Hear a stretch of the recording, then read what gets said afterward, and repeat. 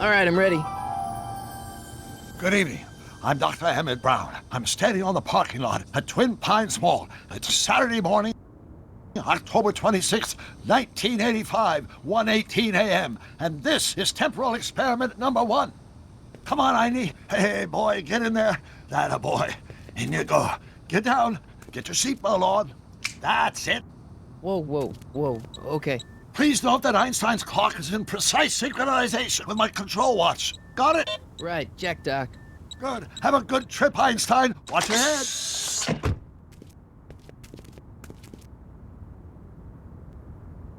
You got that thing hooked up to the car? Watch this. Yeah, okay. Got it.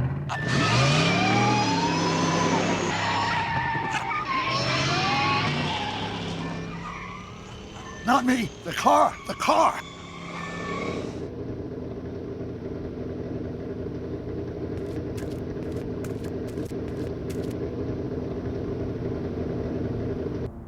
If my calculations are correct, when this baby hits 88 miles per hour, you're gonna see some serious shit.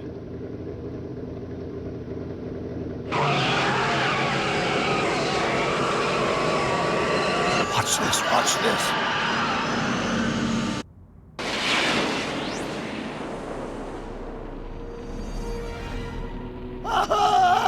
What did I tell you? 88 miles per hour! The temporal displacement occurred at exactly 1:20 a.m. and 0 seconds!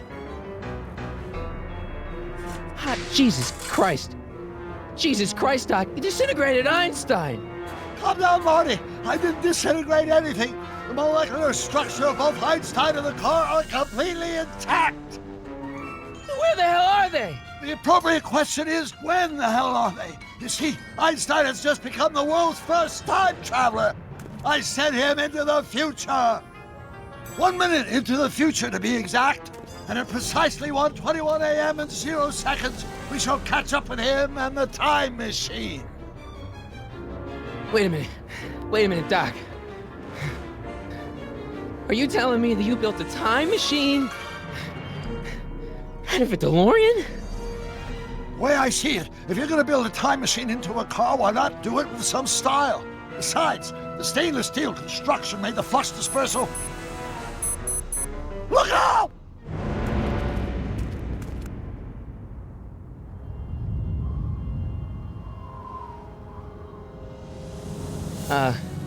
Doc? Huh, that's peculiar. Where's the car, Doc? It should have caught up with us 27 seconds ago. Doc, what happened to Einstein? No need for concern. It's probably just a minor miscalibration of the time circuits. Marty, could you get my notebook? It should be in the toolbox.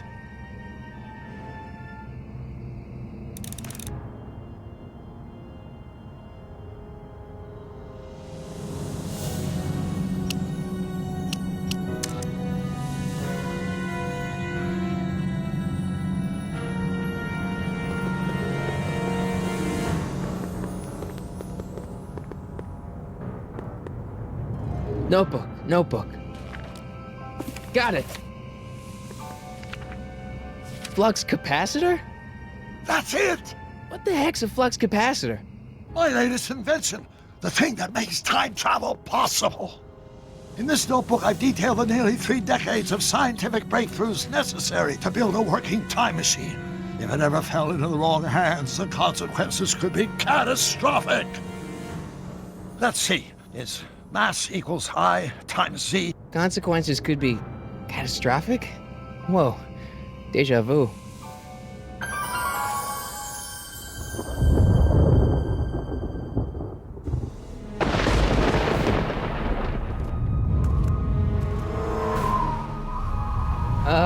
Doc?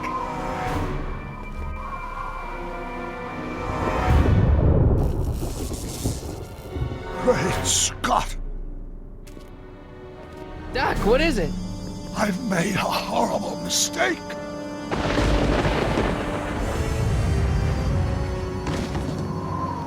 Doc! No! I'm sorry, Marty. Doc, come back! Doc!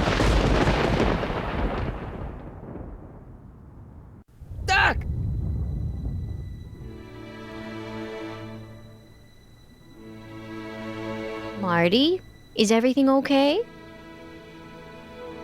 Yeah, Mom. It was just a nightmare. I was in the past, and Doc was there. Well, you're safe and sound now, back in good old 1986. But you'd better get up. Your father's waiting for you. Huh? Weren't you going to meet him over at Doc's?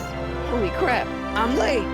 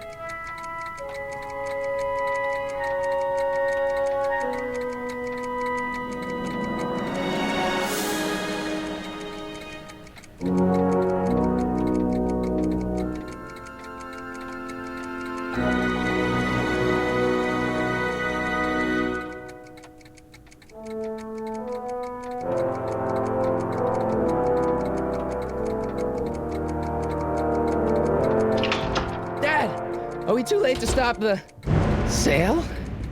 Better late than never. You wouldn't believe how much rare stuff there is back here. That's Doc's stuff. The city has no right to. Now, son, I know you're upset, but your friend's been gone for months, and the city really seems hell-bent on using his land for that new parking garage. And, hey, is that a first edition Jules Verne? It's just not fair. But at least things can't get any worse. Hey, Marty! Hi, Biff. Come to see if the old crackpot had any buried treasure? Nah, I guess I'm just remembering.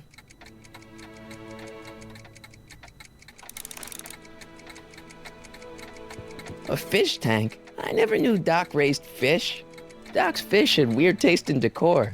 I kind of like Doc. I miss Einstein.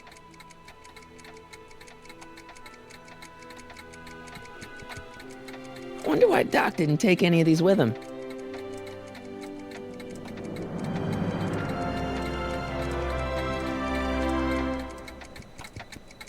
Does nature contrive it so that even with a time machine, you can intervene to prevent your own conception, for example?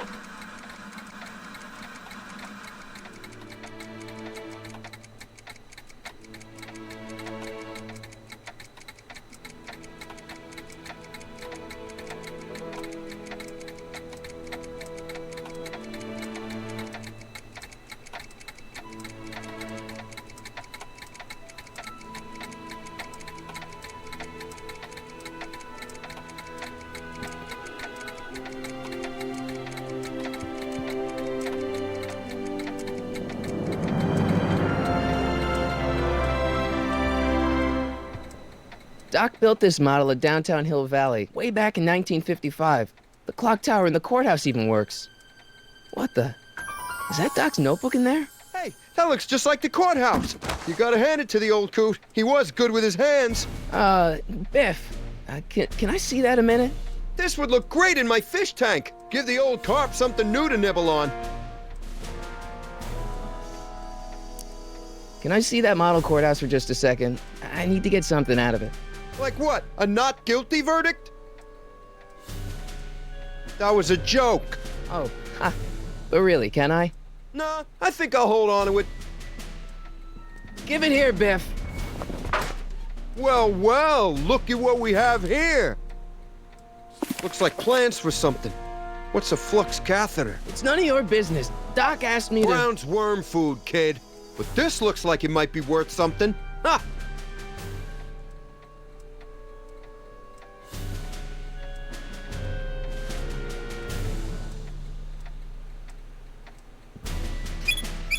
hope that wasn't poison gas or anything.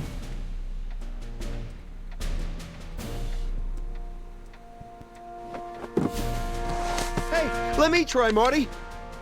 Now, Biff, let Marty have his turn. You got it, Mr. McFly.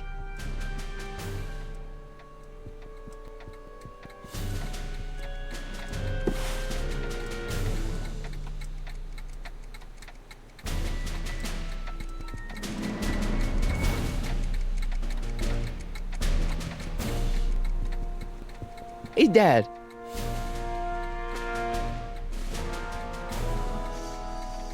Who's running this sale anyway? Oh, that'd be me, son. You? Why?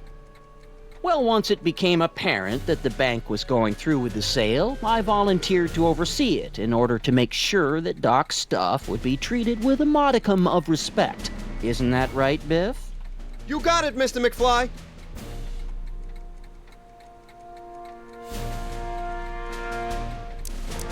I'm telling you, this sale is a joke. Doc's only been gone for a few months, and I happen to know. Yes, you've told us he's not dead. He's on a trip.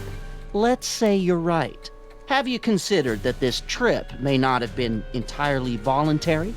I hate to say it, but Doc's run up some pretty sizable debts around town. Maybe he's just hiding from his creditors.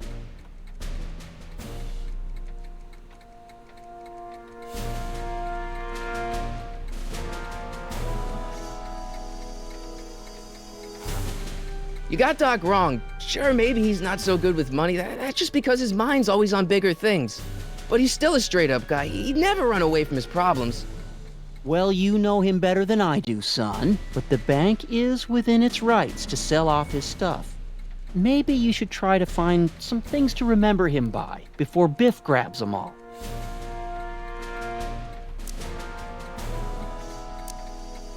Do you think dreams can predict the future? Well, you know I don't go in for that mystical stuff, but I do think they can reflect how you're feeling about the future.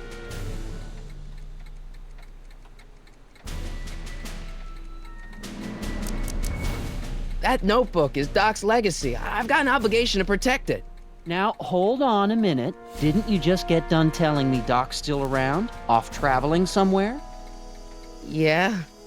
Then how is it your obligation to protect his legacy? You can't have it both ways, Marty. If Doc's alive, he can protect his own legacy. About Biff. Dad, I know you're trying to help. He talks a big game, son, but he's not so tough. I've been dealing with him a long time. Believe me, I can handle him. So can I. I guess you can. Okay, son, I'll stay out of your way, but you know where to find me. I'll keep looking around. Thanks, Dad. Hey, Dad, why's my guitar got a price tag on it? Sorry, son. Must have been an overzealous clerk. Just pick it up. I'll iron things out with the bank.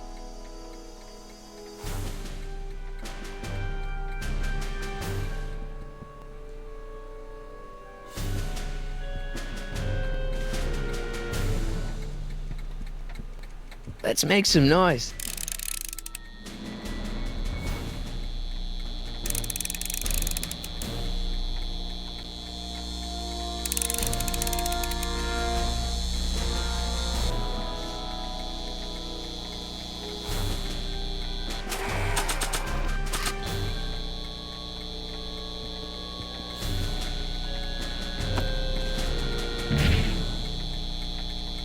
Here's an oldie, but a goodie. 1, 2, 3. Hey, look, it's Chuck Butthead. Let me show you how it's done.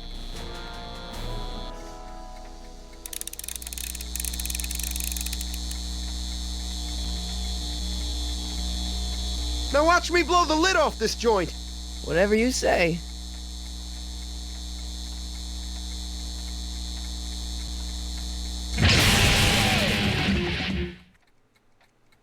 Rock on, Biff. Oh, shit.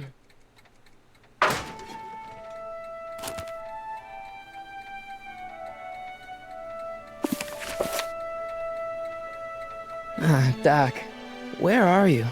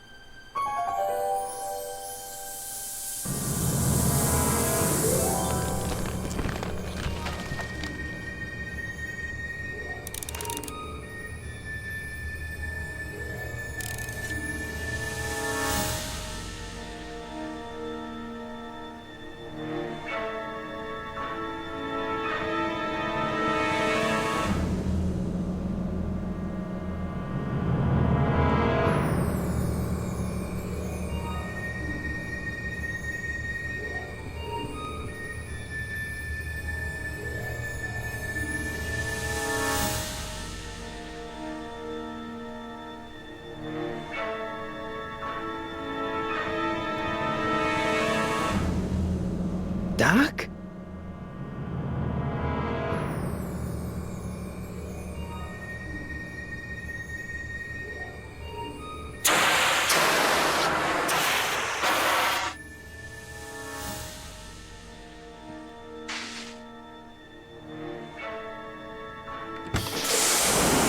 Einstein! Where do you come from, boy? Didn't you bring Doc with you?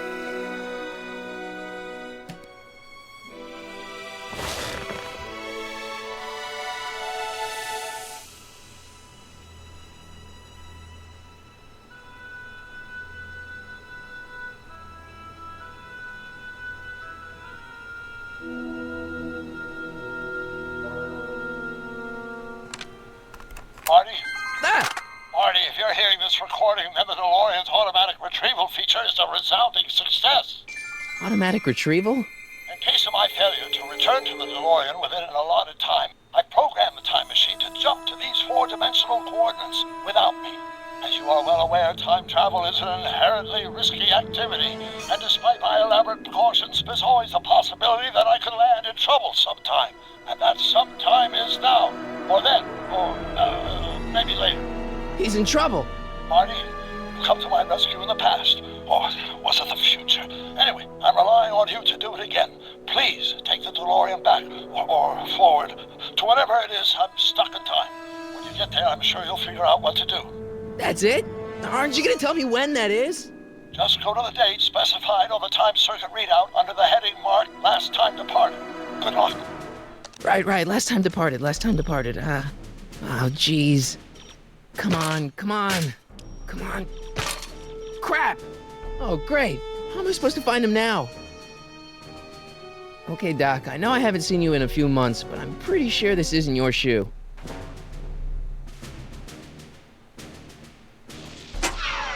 Looks like the time circuits still work. Now I only need to know when to look for Doc. I can use those to enter a date into the time circuits. Once I know when to look for Doc.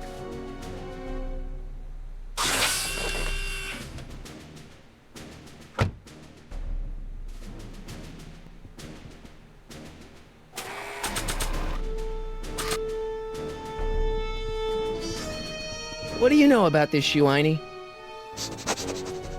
Great Scott! I think he's onto something.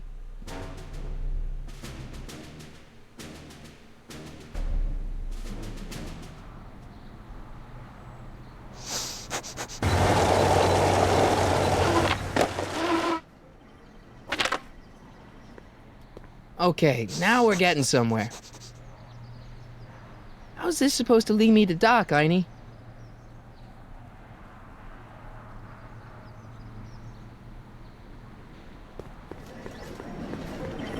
I guess there's time for a quick game.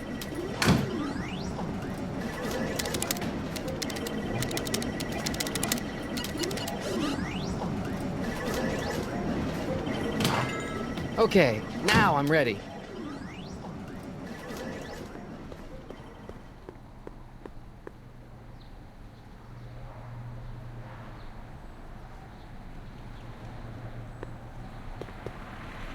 What kind of trouble is Doc in, Einie? Why couldn't Doc have invented a dog translator?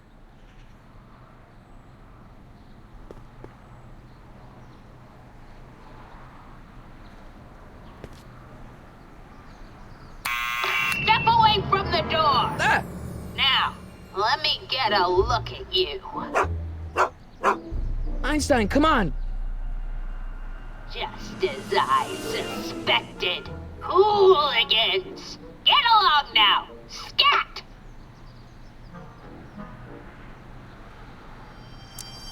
E. Strickland? You aren't related to, Vice Principal Strickland, are you, ma'am? Not that it's any of your business, but I'm his sister, Edna. Oh, and you're one of those McFly slackers, aren't ya? Yes, what's old man what else has your brother been saying about me? Nothing I couldn't have deduced for myself, slacker. I'm not a hooligan, ma'am. I'm a teenager. I wasn't born yesterday, young man. Aren't you the miscreant who skateboards through the town square every morning between 8 and 8:30 in a decidedly unpunctual manner? Yeah? All skateboarders are hooligans. It's a fact. Look it up. State your business, child. You're making me miss Merv. Well, see, that's the thing. I'm not sure why I'm here. Einstein here brought me, and... Well? Can you let me in? I've got something to show you. What is it? Let me see.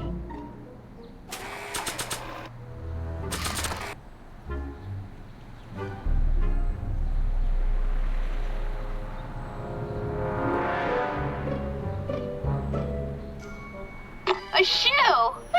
Now what would I want with a... Huh? Stay there!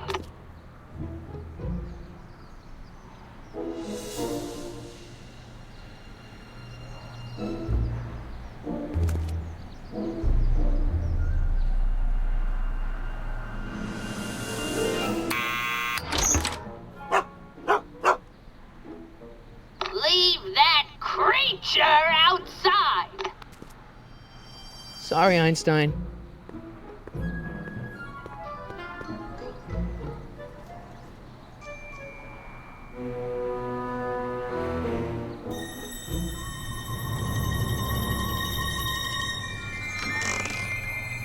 Well, took you long enough.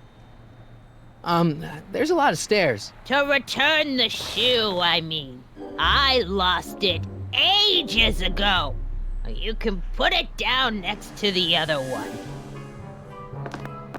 Much better. So neat and orderly. I suppose you'll be wanting some sort of reward now. No, All I've got is tea and candy. But... I'm sorry I called you a hooligan. I try not to jump to conclusions, but after all, 9 out of 10 people in this city are hooligans. It's a fact. Look it up.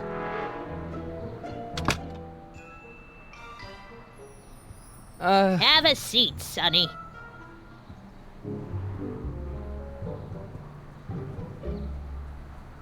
Hey! You kids! Put out those cigarettes!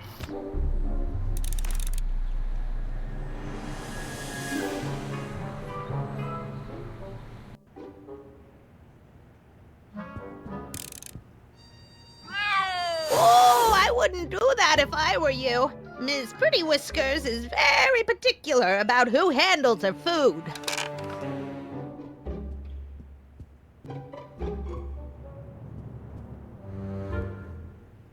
Einstein brought me that shoe from the past. But when in the past?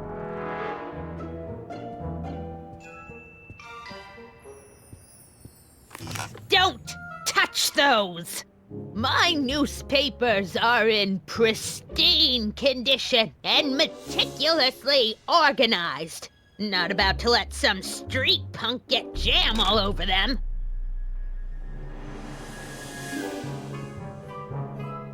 Miss Strickland? Jack! Diane! I know what you're doing behind that tree! Yes? Do you remember when you lost your shoe? Shoe? That shoe over there. Oh, that shoe! Huh.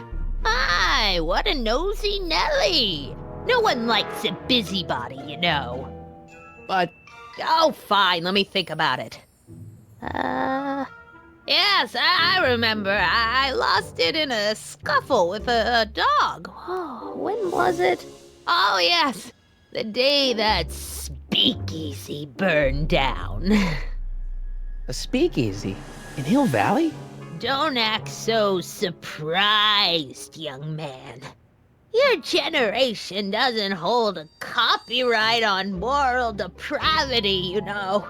Yeah, sin has been on the prowl in Hill Valley since the day it was founded.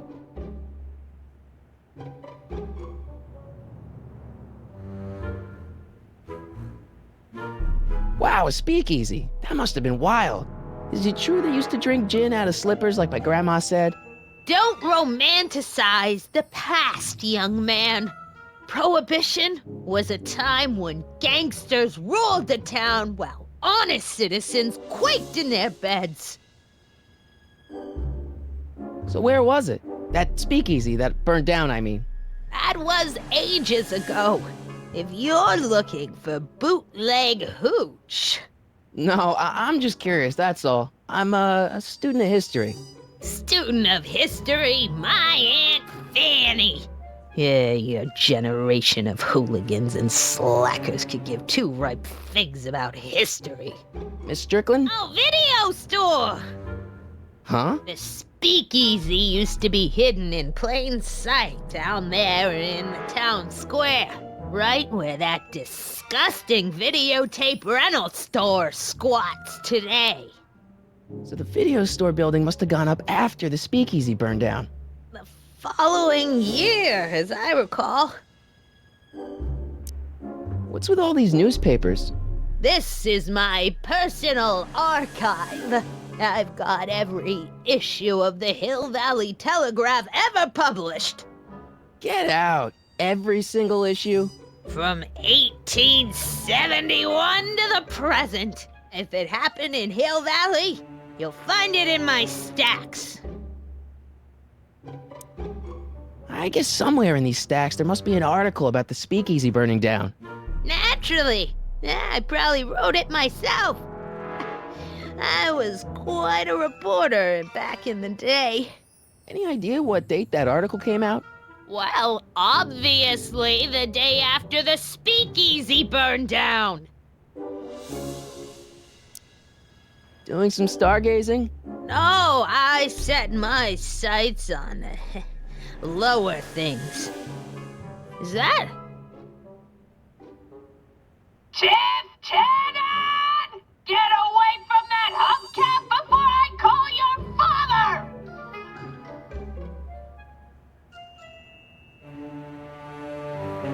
Don't let me keep you from your business. You there! Don't even think about tossing that Kleenex on the ground!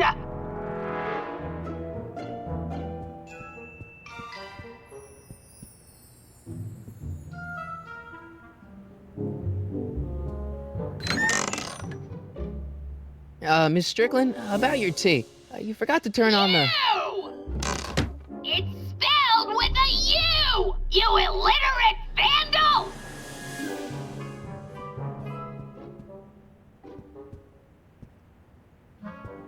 The candy looks older than I am. Man, she keeps it hot in here.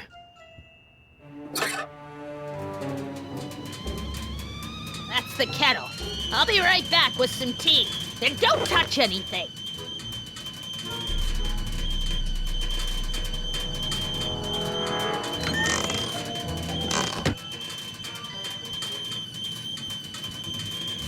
Hey, mind if I use your binoculars for a sec?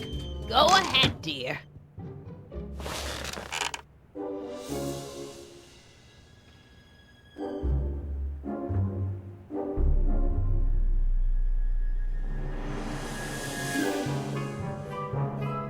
Rebuilt in February 1932. So the fire must have happened before then. But when? I need a date. Don't look at me. I'm far too old for you.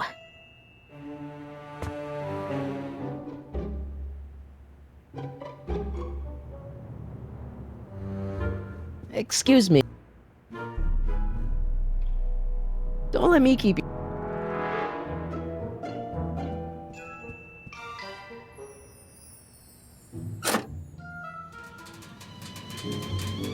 There's the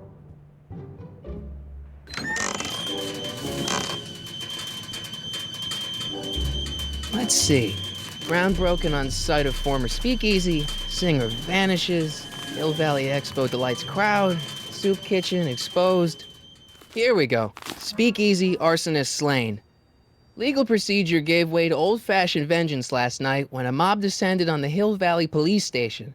The suspect in the speakeasy arson case, a drifter known as Carl Sagan, was pulled from his... Carl Sagan? It's Doc! Killed by a mob. What's the date? June 14th, 1931. Jeez, I gotta rescue him.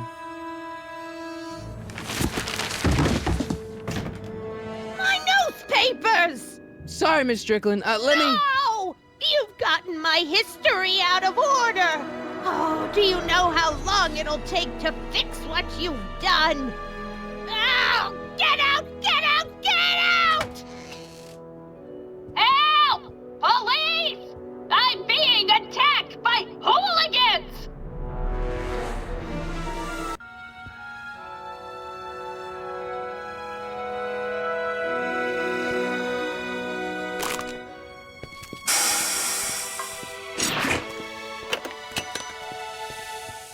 Marty! Where you been, son? And what are you doing in that getup?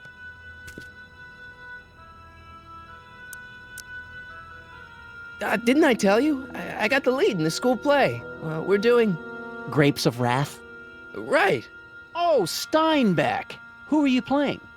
Never mind, you don't have to explain. I'm sure whatever it is you're up to, you know what you're doing, right? I hope so. Hey, sometimes you gotta go out on a limb for the ones you love, right? Wish my dad had understood that. You won't stay away too long. You'll barely know I was gone.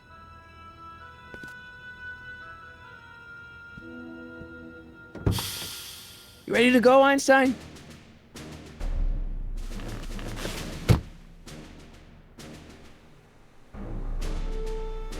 Time circuits on. Flux capacitor, fluxy. Okay, if Doc's gonna get killed on June 14th, 1931, I'll just show up the day before and get him out. I hope you know what you're doing, Doc.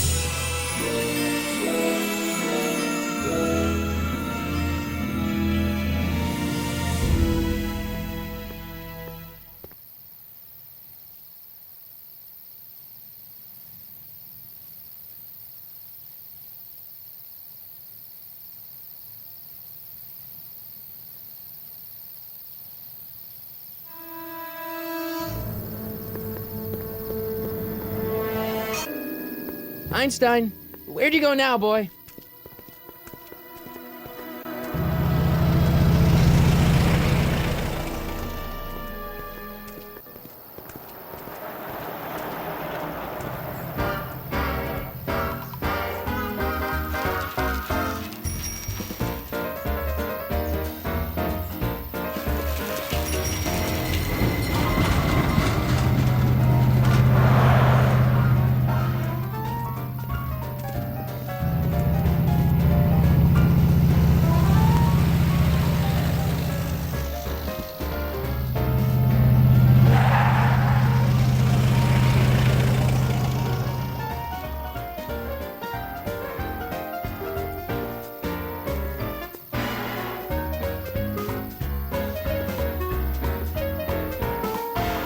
Young man! Excuse me, young man!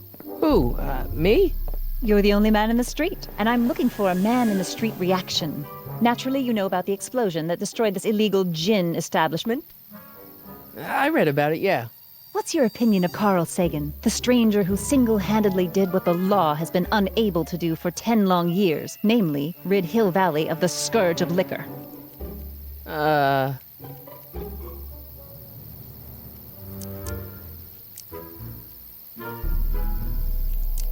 You can mark me down as a supporter.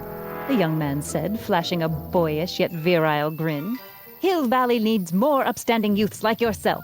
Do you have a message for the vicious gangsters who still roam these streets, no doubt plotting to corrupt our citizens with another den of booze, sin, and debauchery?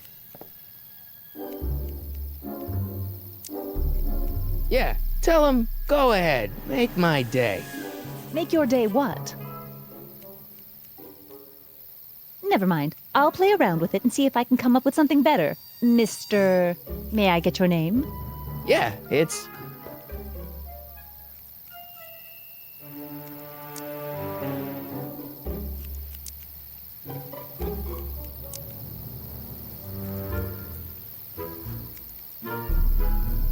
Harry Callahan. Thank you for sharing your candid opinions, Mr. Callahan. Edna Strickland, Hill Valley Herald. I know, I met you back. I mean, I'm familiar with your work. You read my column? How sweet! I know it's just an etiquette column, but I believe it'll lead to bigger and better... Oh! Einstein, no, down, boy. Is this wretched creature yours? He assaulted me once before. What's got into you? Aggressive dogs must be kept on leash at all times. It's the law. Look it up. Doc, I gotta find Doc.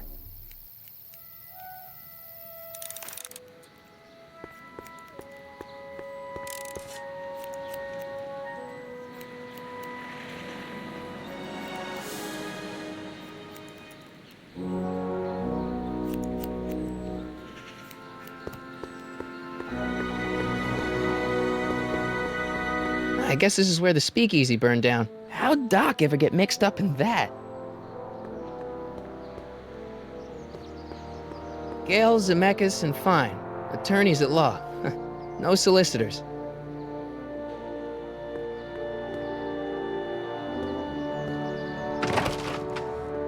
How can I help you, sir?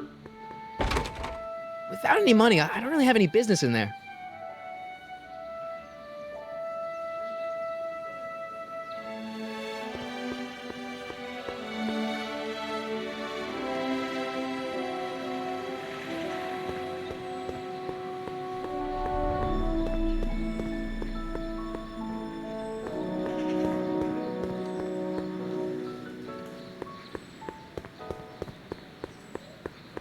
Sisters of Mercy Soup Kitchen. Come for the soup, stay for the salvation.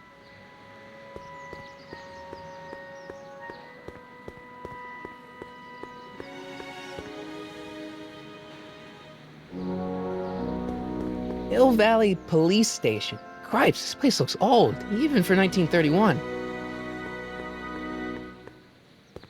Psst, Doc! Marty! Doc! What are you doing here? You sent for me, Doc. I did? When?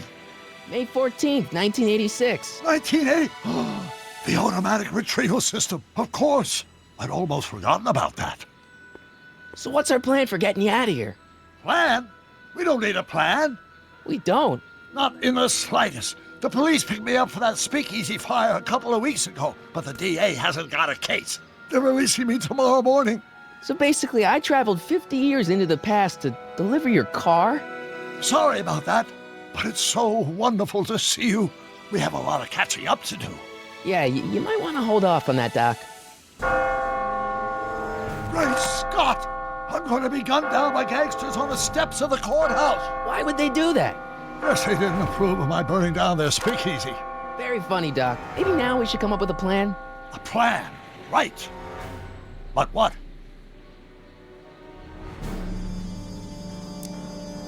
Why don't we try to tough it out? Now that we know what's coming, maybe we sneak it past the gangsters with a bulletproof vest or something. That might work with 1 or 2 bullets, but from the looks of this article, it appears that I'm going to be mowed down in a hail of Tommy gun fire that rendered the innocent stranger little more than a pulpy mass of bones and gristle. Who writes like that? According to the byline, one Edna Strickland. I should have guessed. Why don't we tell the authorities? Tell them what? That my friend from the future has proof that I'll be murdered tomorrow? They'd ship us both off to the loony bin. And trust me, you don't want to see the inside of a 1931 insane asylum. Why don't I take the DeLorean, go back in time before you were arrested, and stop you from getting caught in the first place? Don't even think about it.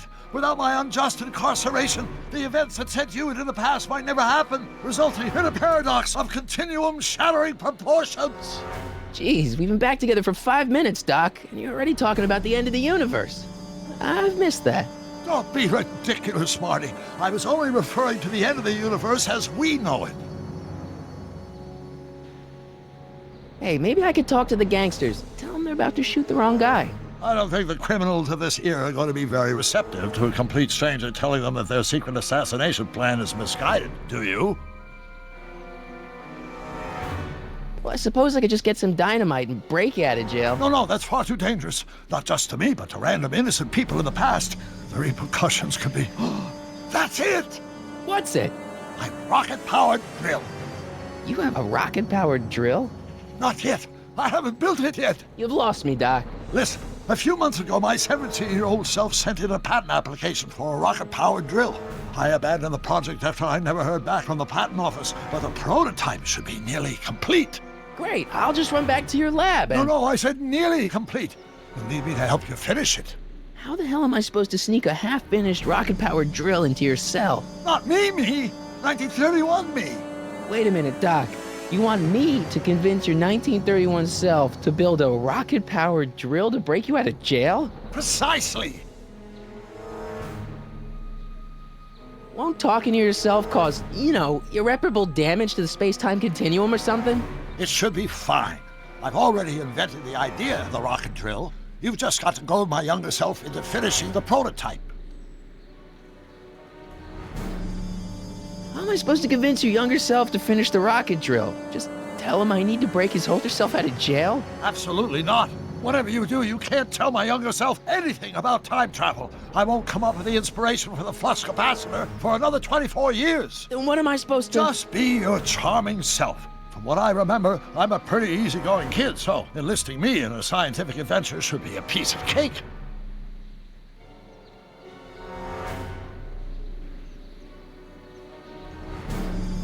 Okay, let's say I go along with this crazy idea. Where can I find you? I mean, the other you. How should I know? It was over 50 years ago. Why don't you go over to the soup kitchen next door and give my house a call? They'll know where to find me. Soup kitchen. Got it. Just stay away from the soup. It'll cause irreparable damage to your digestive system.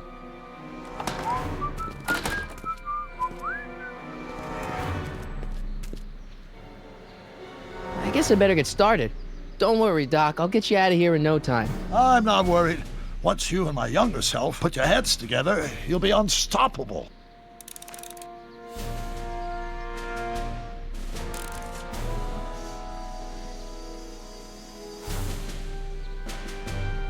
Psst, Doc! Marty, have you found my younger self yet?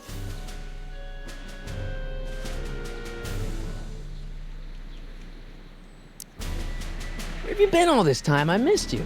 I've missed you too, Marty. but I thought it was important to let you live your own life for a while, free from the insanity of time travel. I gotta admit, it was nice to not have my family history blowing up in my face for a few months. Besides, I've been busy raising my own unpredictable teenagers. So how are Clara and the kids? They're fine, fine. Right now we're trying to decide where to send Jules and Vern to college. Clara prefers the 2020s, but I'm partial to the 1960s. We're planning on visiting you and Jennifer in 2011 soon. Me and Jennifer? In 2011? Oh, forget I said anything.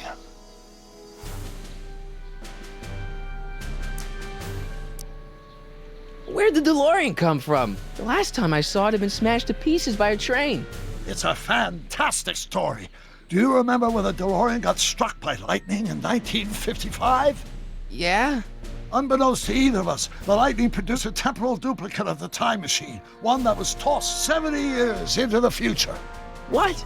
I found out about it during a trip to 2025 and recovered it just in time to stop Griff Tannen from vandalizing the time stream. Heavy. So that DeLorean... It's for all intents and purposes the exact same machine as the original. Plus or minus little bells and whistles I've added over the years, of course. So, what were you doing in 1931 anyway? Oh, nothing terribly exciting. Indulging in a little personal nostalgia, picking up a few rare out-of-print books to surprise Clara on her birthday, solving a historical mystery or two. The usual. The usual? You lead a pretty unusual life, Doc. It's an unusual universe, Marty. I hate to tell you, Doc, but your last time departed display is on the fritz. It is? So how did you find me? I found one of Edna Strickland's shoes in the DeLorean. How did one of her shoes get in the DeLorean? Einstein took it from her. He did? How strange. Ida almost never attacks people. Not without a good reason, anyway. I hate to tell you, Doc. How did one of... Einstein... He did? How'd you wind up in jail in 1931 anyway? During my trip to the past, I decided to look into one of The fire at the Speakeasy. Exactly. I thought I was explosions. That's horrible. I know. Worse yet, I still don't know who started the fire.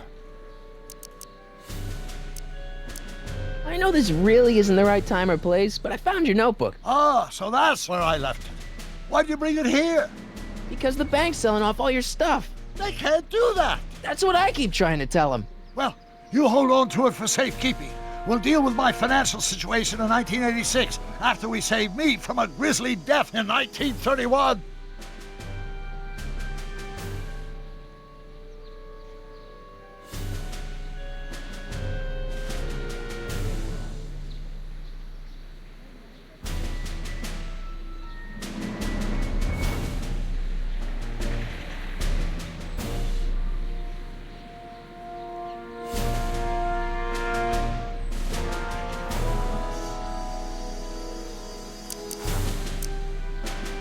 What do you know about Edna Strickland? Edna? We never really socialized when I was younger. She was a few years older than me, and we traveled in different socioeconomic circles. Why do you ask? She thinks you're a hero for burning down that speakeasy. She's doing a story on you. A story? Oh, yes, now I remember. Ask Edna, the etiquette column that doubled as a pro-temperance soapbox. She believed that the consumption of alcohol would inevitably lead to a complete societal breakdown. Sounds like a fun gal. You should have seen her when the hippies started showing up in the 60s. She just about lost her mind. That would explain a lot. Hang in there, Doc. Not the best choice of words, Marty.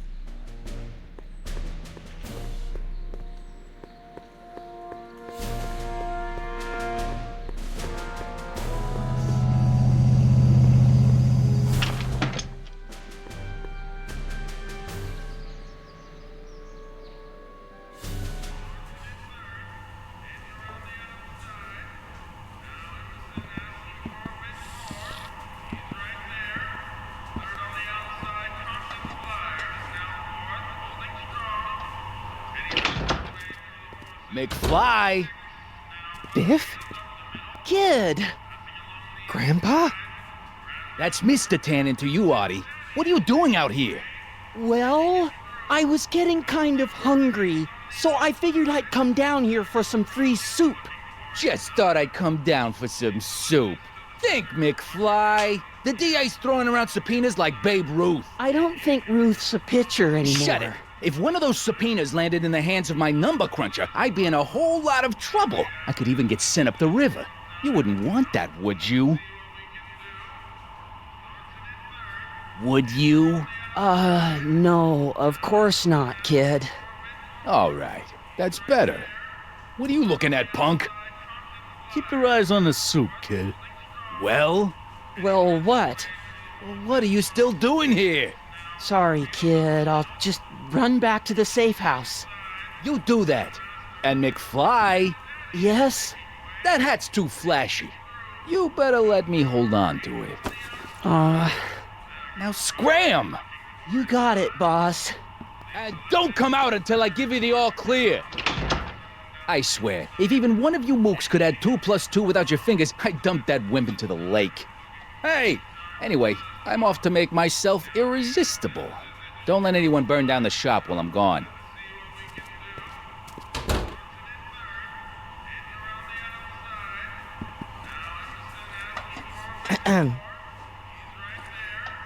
Okay. Hey, never mind.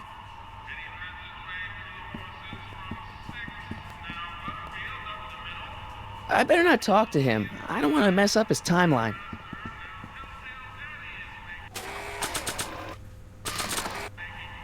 Nah.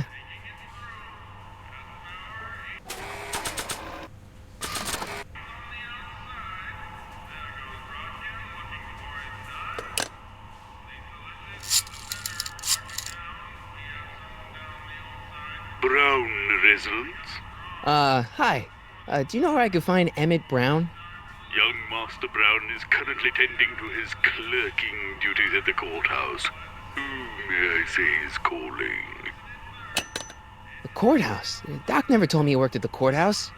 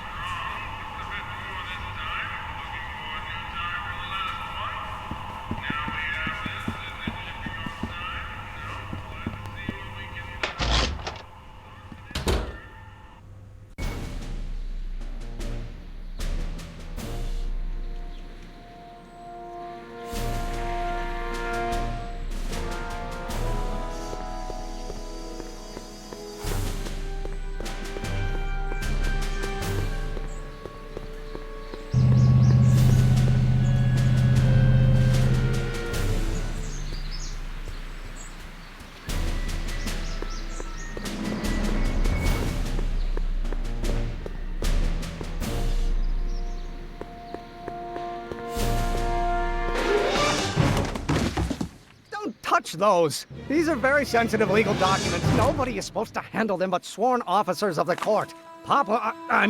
Judge Brown says so. Judge Brown? Doc. Nice to meet you.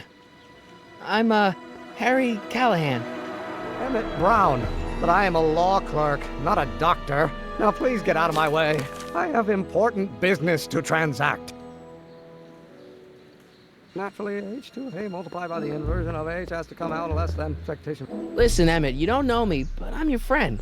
I'm not big on friends. They get in the way of work. What's this important business you're up to? It's a legal matter. Very complicated, very abstruse. I need to obtain 5 sets of initials on every copy of this writ of indemnification before before Judge Brown can even think of granting a waiver to the party in the first part. You have no idea what it's about, do you? That's how important it is. So, Emmett, what time are you through with work? Depends. On weeknights, Pop sometimes keeps me in the office till 9. 9 at night? But today's Saturday. Right. So I probably won't get off before 10.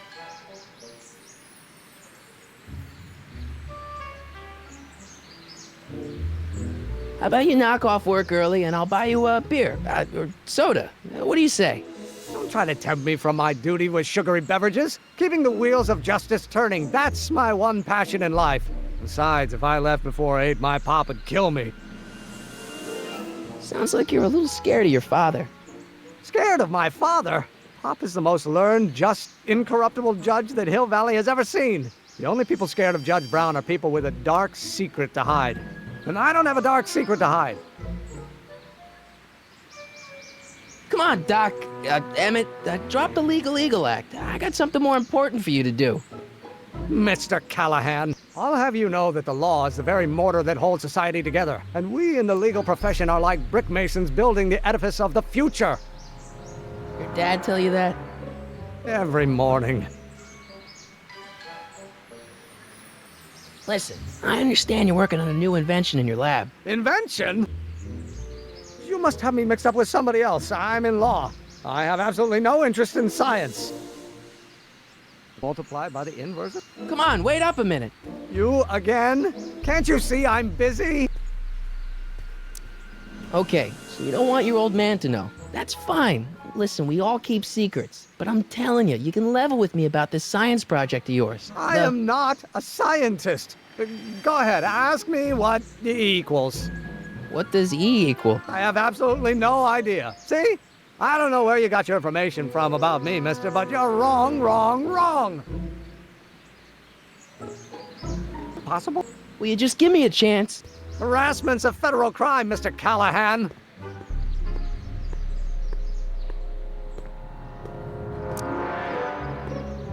See, I'm sort of in the science business myself. That's why I sought you out. Not that I care in the least, because science is the furthest thing from my own area of interest, which is law, but I don't believe you. It's true. I'm a scientist. So tell me something, Mr. Scientist, from your vast storehouse of scientific knowledge.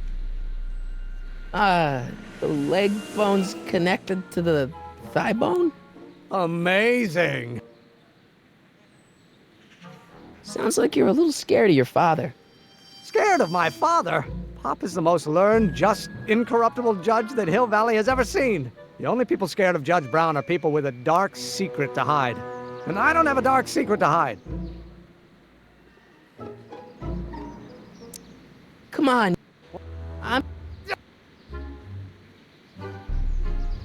Oh, it's been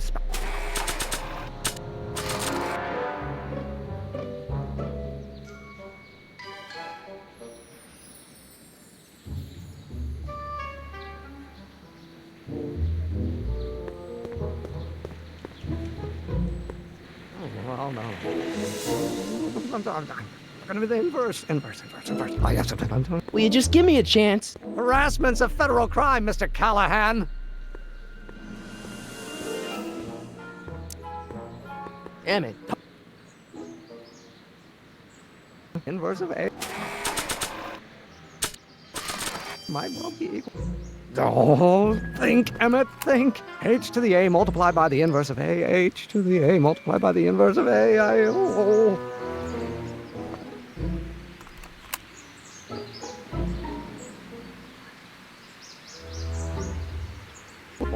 one-dimensional harmonic oscillator, then.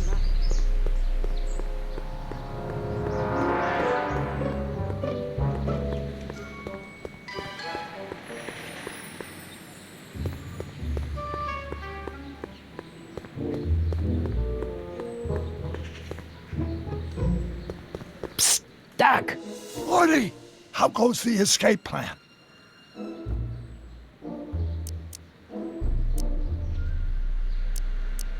Guess who I bumped into at the soup kitchen? My grandfather. No! Don't worry, I didn't talk to him or change his future or anything. Good. I wish I could, though. This era's tannin is treating him like dirt. Don't worry. If history plays out as it's supposed to, he'll soon be out from under Kit Tannen's thumb and free to live out his life as a humble accountant with your grandma. What was her name again? Sylvia. Right, Sylvia.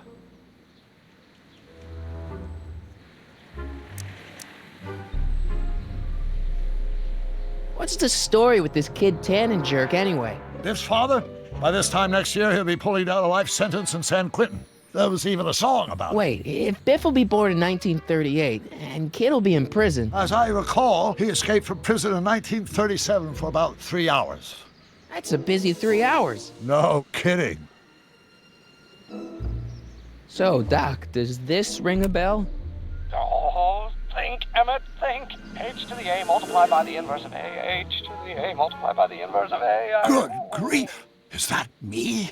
I sound so... Young? I was gonna say intense. I forgot how wound up I used to get. Yeah, but what are you muttering about? Oh, that's easy. It's Ivanov's conundrum. Just tell my younger self that H equals the Hamiltonian operator. Won't giving him the answer mess up the time stream? Only if it turns out that reality is actually nothing more than a holographic illusion created by the interplay of subatomic particles on a vast two-dimensional membrane. So... It'll be fine. Hang in there, Doc.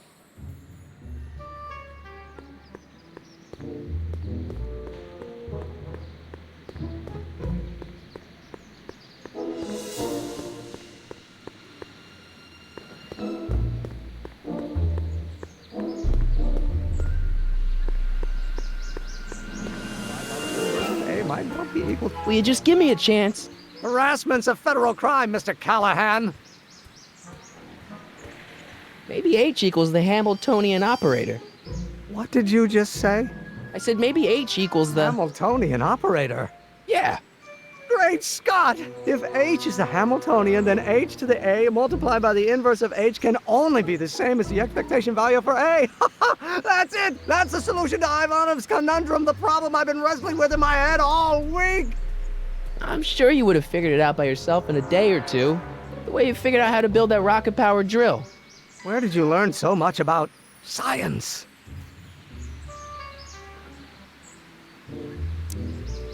Well, it's like this. You know about my rocket power drill? Then there can only be one explanation. What? You're from the patent office. I confess I didn't quite know what to expect when I sent the paperwork, but I never expected this. Welcome! I'm at your service. What can I do for you? Can I see your rocket-powered drill? Of course, of course. Naturally, it's just a scale model, but it's nearly operational. I can show it to you, say, first thing in the morning.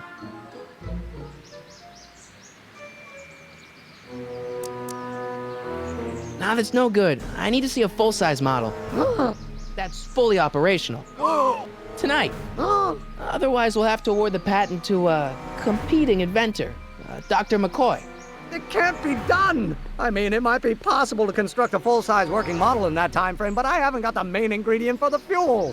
I'll get it for you. What is it? 190 proof grain alcohol. And you know how difficult it is to get a hold of alcohol these days. Especially now that someone's blown up the speakeasy. And besides, there's no way I can get off work until I've delivered the subpoena. It's part of the investigation into the business affairs of Kid Tannen. Is it vitally important you see that rocket-powered drill today? Yes. Is it vitally important you deliver that subpoena today? Yes! Listen, I'll help you deliver it, and I'll see to it you get the alcohol you need. It'll help you get that drill finished by tonight. Deal? Deal. Here's the subpoena. Arthur McFly? I've got to subpoena my grandpa? It's Kid Tannen. Hey, I just saw him at the soup kitchen yelling at Arthur McFly. I'm not surprised. Arthur does the books for his business. What kind of business? That's what the DA is trying to find out. Let's go talk to him. No! Why not? Kid Tannen can tell us where Arthur's hiding. Yeah, well, he can also have us fitted for a Chicago overcoat.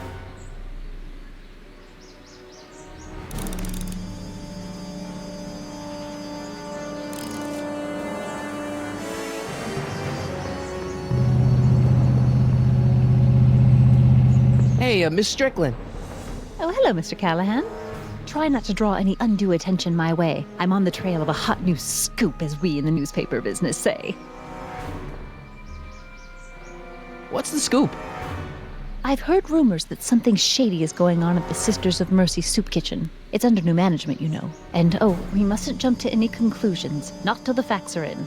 I hope to heaven it is just a rumor. That soup kitchen is the front line in the good fight. If it goes bad, what will happen to the Stay Sober Society? Not to mention all the charitable institutions that depend on me for soup deliveries. You make hot soup deliveries? It's one of my many small contributions to the good cause. Healthy bodies, healthy souls, or so one hopes. I pick up barrels of hot soup at the kitchen, and I deliver them hither and thither. Hill Valley Orphanage, the St. Francis Xavier Ranch for Unwanted Children, Foggy Mountain Home for the Incurably Insane, Shady Acres Rest Home. Oh, I can barely keep track of them all. It's a very big job. Hey, I can help you deliver soup. I donate a lot of time to charities. Oh? Which ones? The, Mario Brothers. Ah, yes. The Italians do so many good works. If you'll just fix it so I can pick up the barrels of soup. Now hold your horses, let's not get over-eager. I drive the soup cycle in this town, and I'm not about to turn it over to an upstart. But if you're well connected with the local charitable institutions... Yeah? You can let me know when they're running low on soup.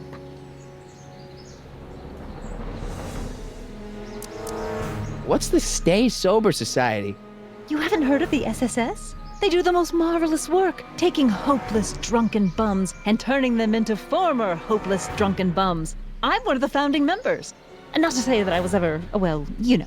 Anyway, we've always met in the cellar of the Sisters of Mercy soup kitchen, but for some reason the new managers don't want us down there, so we're stuck. We've got nowhere to meet. I'm sorry about the way Einstein lit into you back there. I don't know what got into him. Well, I hope you've learned to keep him under control. Yeah, I found someone to keep him distracted. Very good. Now let's see if you know your multiplication tables.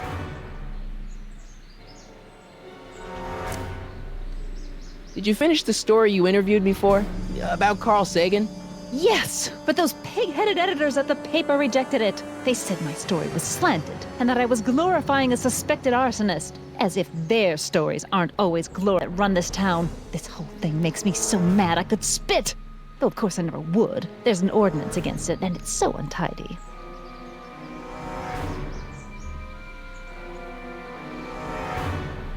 As a matter of fact, I do know a local charity that's running low on soup. Oh? Who?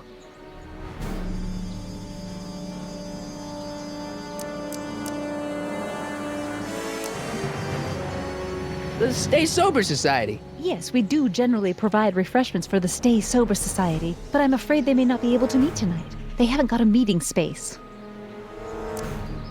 I know a place where the Stay Sober Society can meet. Oh? Where? The Brown residence. You mean Judge Brown's place? Yeah, I happen to be good friends with his son Emmett, and he's told me the judge would love to lend his place out for, you know, good causes like yours. Really? Why, that's the most generous, public-spirited offer I've received in a month of Sundays. Please, tell your friend Emmett we accept. The meeting isn't due to start for a little while, so that'll give our people some time to set up. You asked me to Does somebody need a visit from my soup cycle? The Stay Sober Society. Bless you for thinking of them. But that meeting eating cold soup. I got a book. Oh? Where?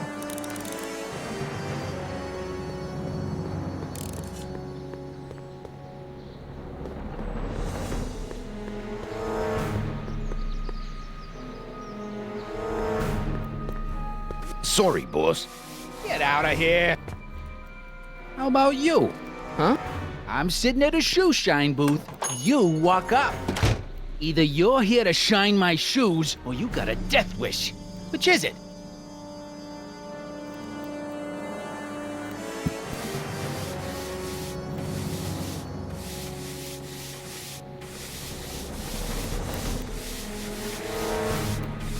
Hey, I represent United Charities of Hill Valley. Can you authorize me to pick up soup from your establishment and deliver it to some very deserving souls?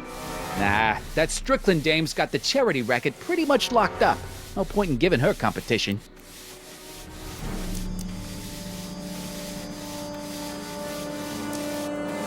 How come you won't let the Stay Sober Society hold their meeting in the cellar of your soup kitchen? We got other plans for that cellar, and it don't necessarily involve staying sober. Are I guess you won't talk about your business. Why not? I got nothing to hide. I recently acquired controlling interest in the Sisters of Mercy Soup Kitchen. Isn't a soup kitchen an odd line of business for a guy like you? I like soup. Plus, I got a heart as big as all outdoors. Buff a little harder. I want to see myself in the toes. Edna Strickland thinks your soup kitchen might not be on the up and up. That dame gets on my nerves. Got a great pair of gams, though. I'm looking for a guy named Arthur McFly. He's my, sort of a relative. Well, he's my employee. He's very busy today. So when do you think Arthur will be leaving the office? When I tell him he can leave the office. Hey, you missed a spot. Since you're Arthur's boss, you know where he is, right? He's at the, office. Where's the office? I forget. Isn't that Arthur McFly's hat you're holding? It was McFly's hat. Now, it's my peanut bowl. Can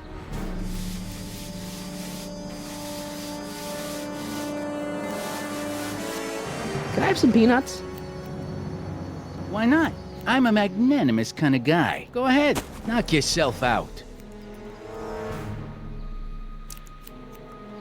Hey, kid! Yeah? What the hell is that? Hey!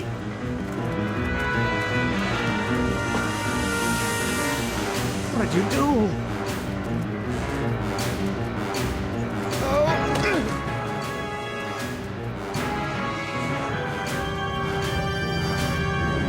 Give me that hat, you lousy crook! Emmett!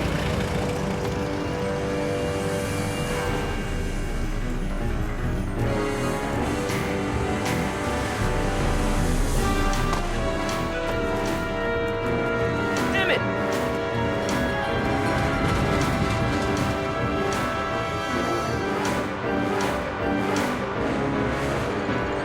Nobody makes a monkey out of Kid Tannen!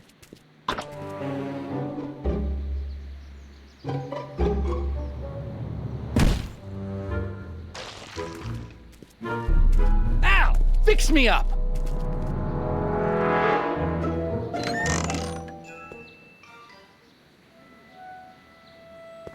Where'd you learn how to move like that?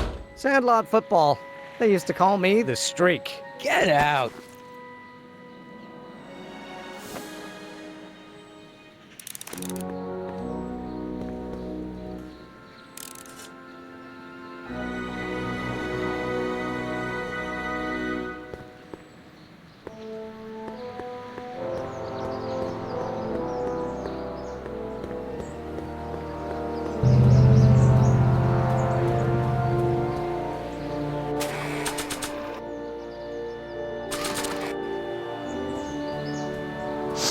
Hey, honey, come here for a sec, boy.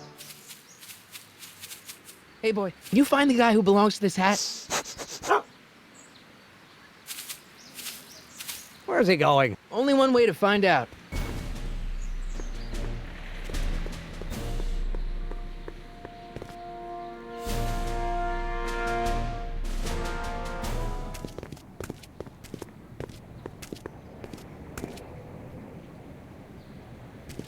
Huh, déjà vu.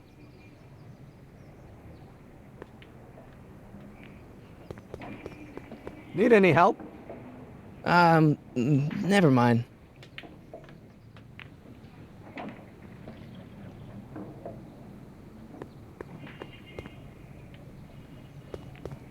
Thanks for bringing us here, boy. We'll take it from here.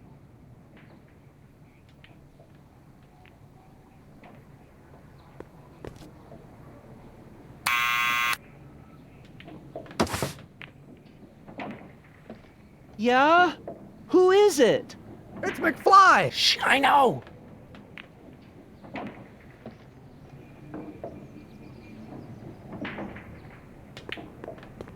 Hey, Arthur, can you come down a minute? Do I know you?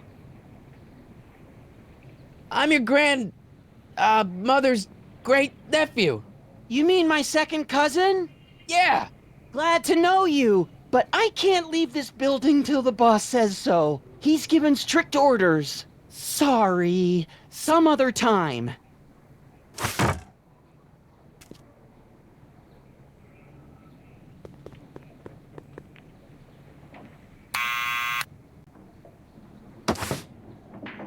What now?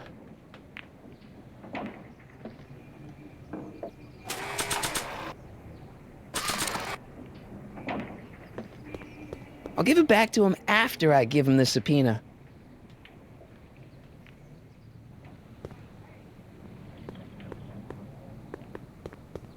I don't need to push it again. It's me again. Please come down. Why? We've got some important information for you, but we can't yell it. It's private. Then put it in a postcard and send it. I'm stuck up here till the boss tells me I can leave. Sorry. Some...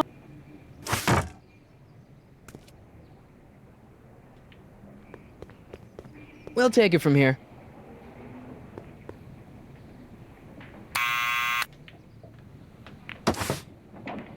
What now?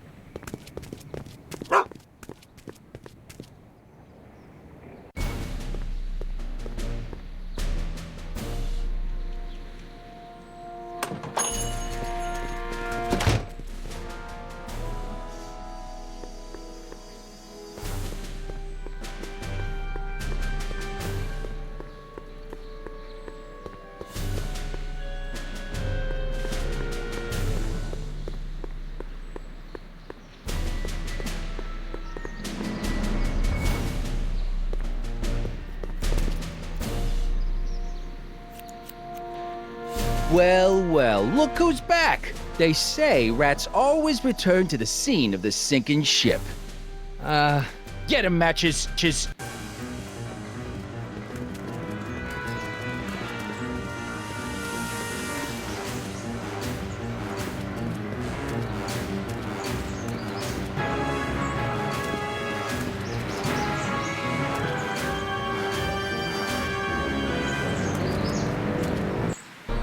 Come down from there, you son of a bitch! Right?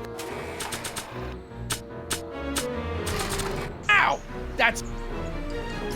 What do you think you're doing up there, you scrawny little runt? Get down here right now!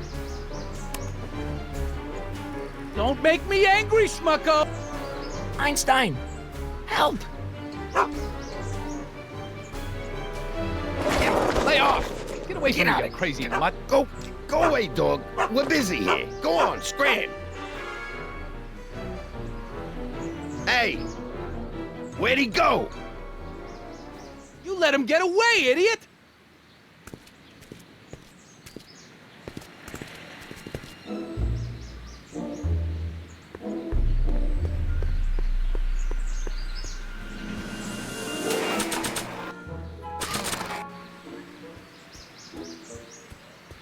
This hat belongs to my grandfather.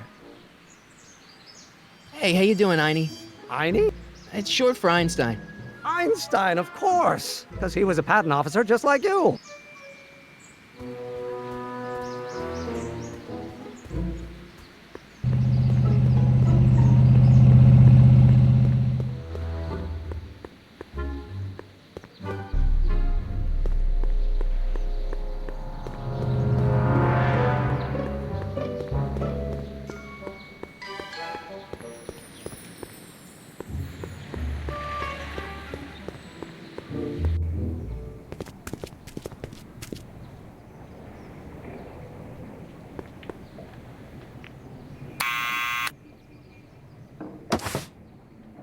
What now?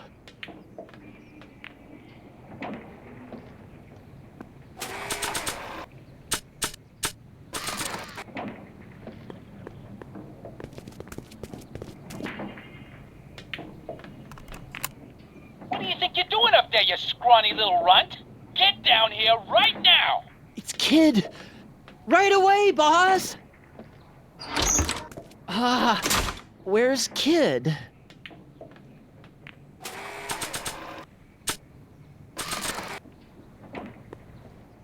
Arthur McFly? Yeah? Got something for you. Thanks. A subpoena? Ordering you to appear in court and provide evidence in the investigation into... Tannen?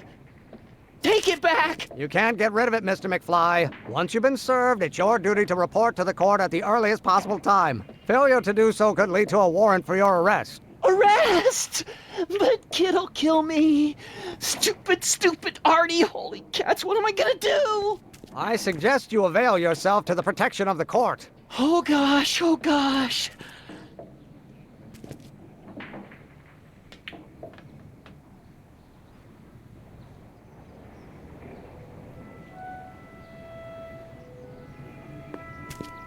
Oh, I hate doing stuff like that. But I won't have to much longer. No? Once we get that 190 proof alcohol and build my rocket drill, my future will be set and I'll be able to quit this crummy job. Oh, right.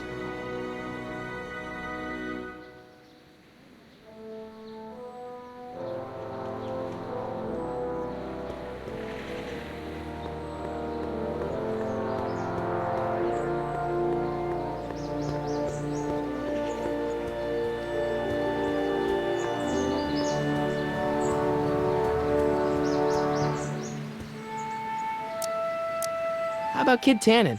What do we know about him? He's loud, he's obnoxious, he's not very bright, and he doesn't like anybody getting in his way. Yep, that's a Tannen, all right.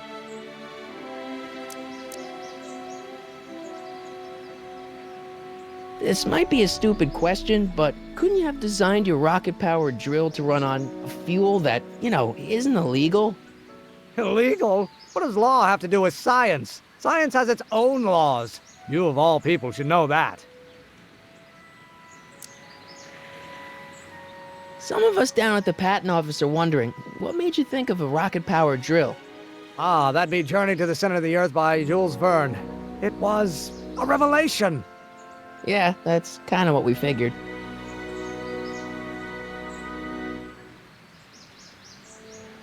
Have you read The Time Machine?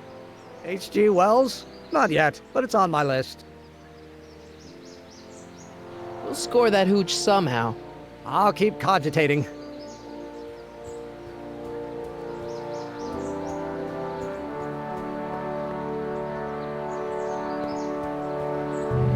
Hey, Miss Strickland. Oh, hello, Mr. Cap. Try not to draw an essay. You asked me... Does somebody... The orphanage. My, how those little ragamuffins can eat.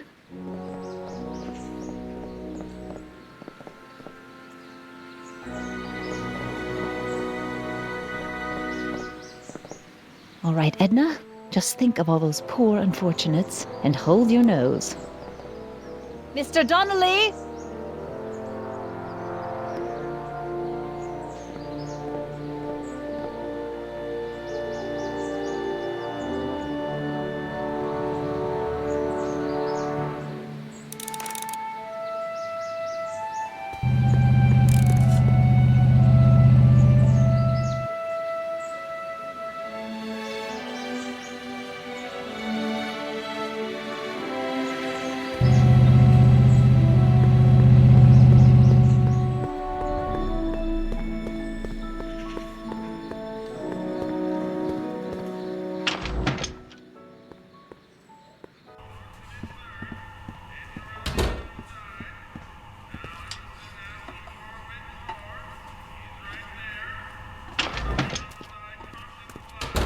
Hey, cue ball.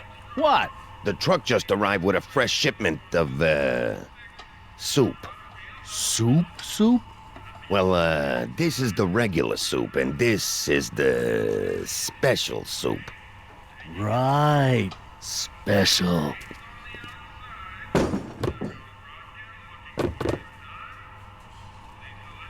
Hey, what are you doing? I'm spicing up the soup. It's my secret recipe. Listen, this ain't the Savoy, and we ain't here to feed these bozos no fancy soup. The boss has got a business to rebuild, so knock off the goofing and mind your post. All right. Just try the soup. Well? I can see why you want to keep this a secret.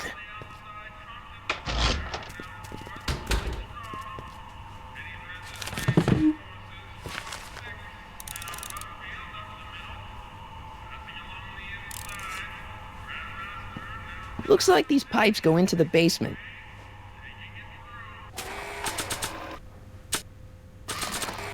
I don't think so.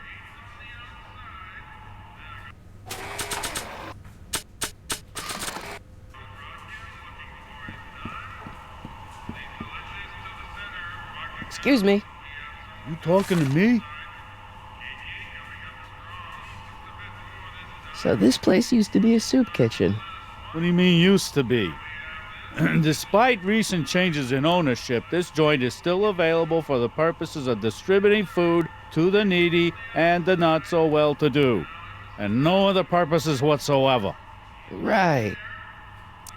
What's a tough guy like Kid Tannen doing running a soup kitchen?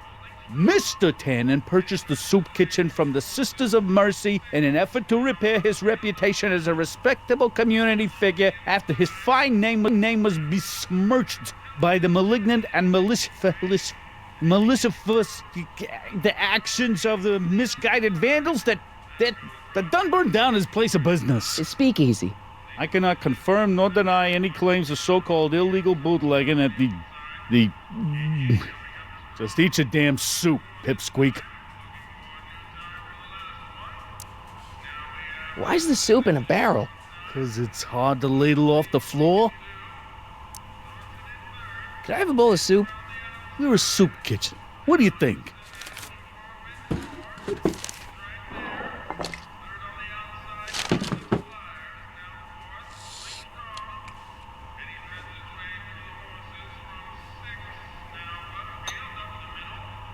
What kind of soup is this? It tastes like... Scrolle ribollita? I was gonna say week-old cabbage. Everyone's a critic. Look, all I got to work with is this 2-bit soup in a barrel and spice rack that hadn't been restocked since the Coolidge administration. What do you think I should do to perk this slop up?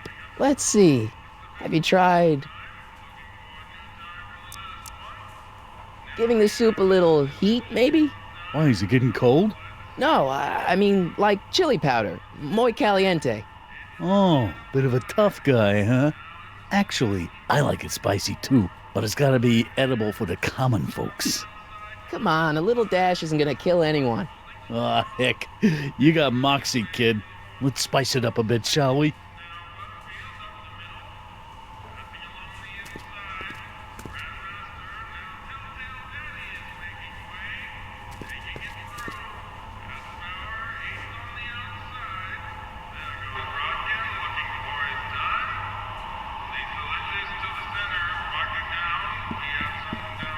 Looks like these pipes...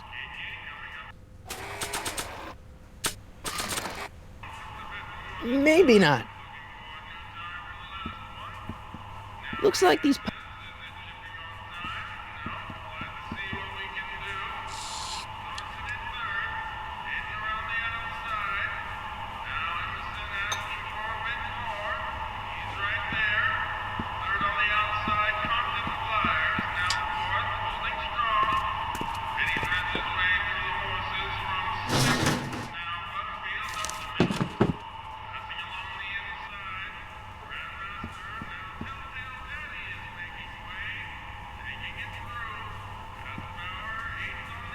Huddle up, Emmett. Huddle? Just listen up for a second. Any ideas about how to get the hooch? Hooch? The alcohol, Emmett. One might come to the conclusion that the hooch is being hidden in some of those barrels. You're probably right, but which ones? Now, if I could get my hands on some of those barrels, I could weigh them and compare their specific gravity. Specific gravity? Come on, Emmett. Kids' goons aren't gonna let us do an experiment on their barrels. Oh, I suppose you're right. We'll just have to ask the guy behind the counter. What? Ask him if any of his barrels are filled with illegal moonshine? Get real here. Well, I imagined a modicum of subtlety would be used. Subtlety, right.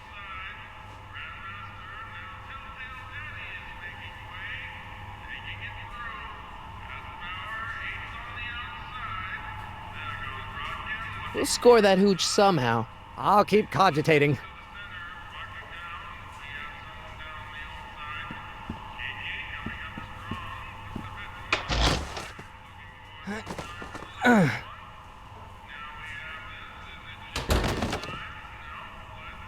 There's no way I'm gonna keep that door open without some help.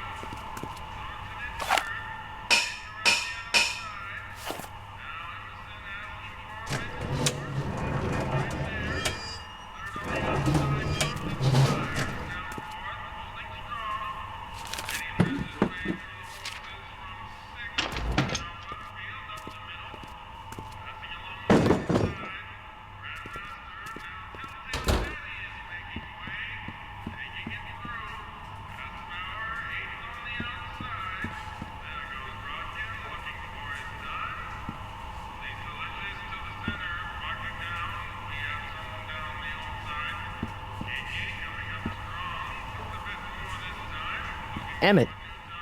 Yes? Emmett, I can't get into the door over there. Those tables are jamming it shut. The door? So your plan is to just waltz in there and take a barrel of alcohol? No, of course not. That would be stupid, right? I'll say.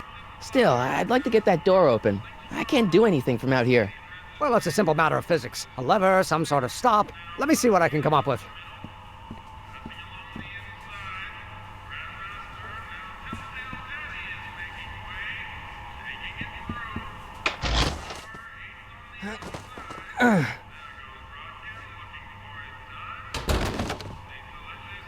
There's no way I'm gonna keep that door open without some help.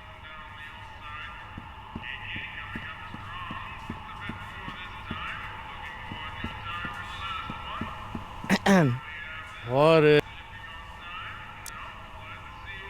Okay. Dude, let's see. Salt? Salt? I just... No accounting for taste these days.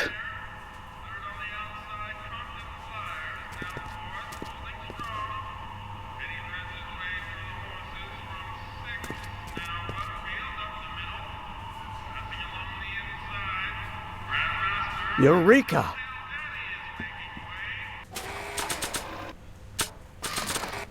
Not sure what that'll...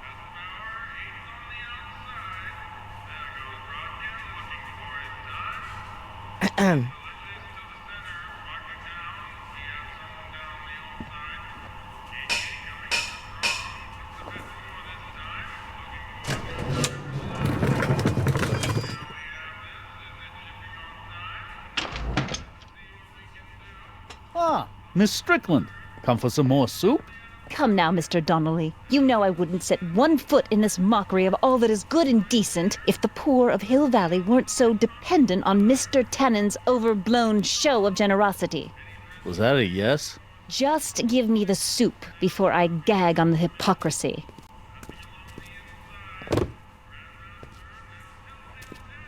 I'll tell the boss you said hello.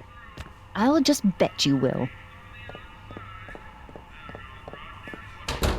Edna picked up the barrel of hooch. Now all I have to do is to get it from her somehow.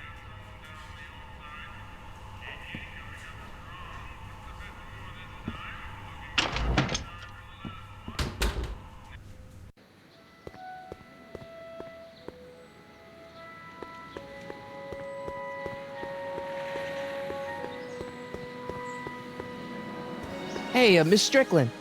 Oh, hello, Mr. Callahan. I'm afraid I haven't much time. The meeting of the Stay Sober Society is due to begin very soon. You asked me to tell you if... Does somebody need a visit? The Stay Sober Society. That's right! They'll soon be gathering at the Brown estate, and we haven't provided refreshments. I can't get over the generosity of your friend Emmett, volunteering his father's house for our meeting. Huh? Wait there!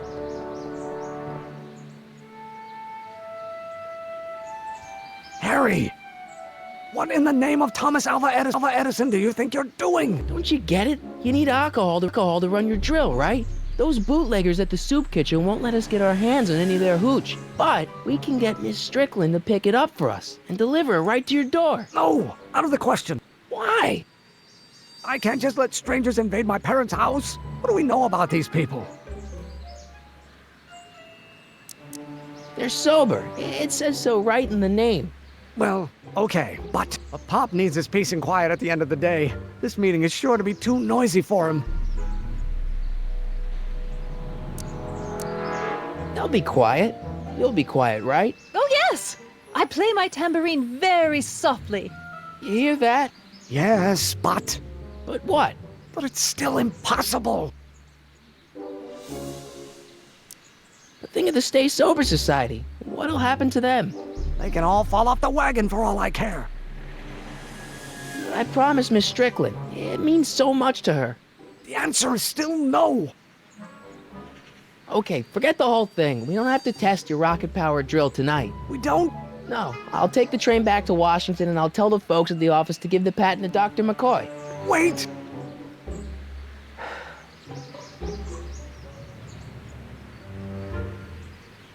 You will instruct the members of the society to wipe their feet before they come inside. Then you are Emmett Brown. I thought as much. You have such a righteous face. Edna Strickland, I don't know how to thank you for your generosity. Pleased to meet you. The feeling is mutual.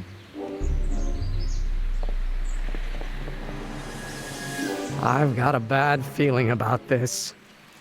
You worry too much, Emmett. Well, we've served the subpoena and gotten a barrel of booze delivered to your house. Looks like we're off to your lab to build your rocket drill. You do have a lab, right? What kind of future patent holder would I be without a lab? Come on. Doc! I'm off to get the rocket drill. Good. Come on, let's go. Time waits for no man.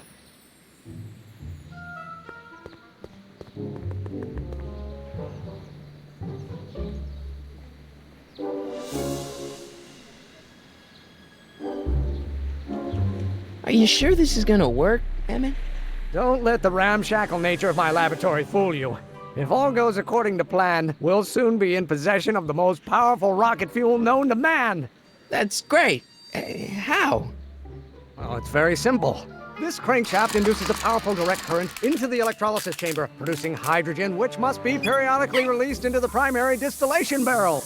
While tending to the hydrogen, we'll also need to regularly sprinkle these shredded protein flakes into this aquarium of tuber bacteria to generate the necessary nitrogen to catalyze the reaction. Cool. Oh, hot! Extremely hot! The temperature of the reaction must be kept at a steady temperature of 623 degrees Kelvin by carefully pumping these bellows. Any questions? Emmett? Why is there a brace of drunkards gathering on our lawn? Sweet fancy Moses, it's my father! So? So, he doesn't know I'm engaging in acts of scientific exploration in here. He thinks this is where I go to pore through my law books. Oh. You tend to the reaction. I'll try to get rid of him. Tend to the what? Can't we just start over after he's gone? It's too late. The reaction's already started. Don't worry. I'll try to help you out where I can. But... coming, Father! Father! Don't you father me, child. Is it my fault if I don't get a spark out of laws and statutes? You don't know what... Someday you are going to... You know who invented fire, Pop? I don't know either, but you can be damn sure it wasn't a lawyer. You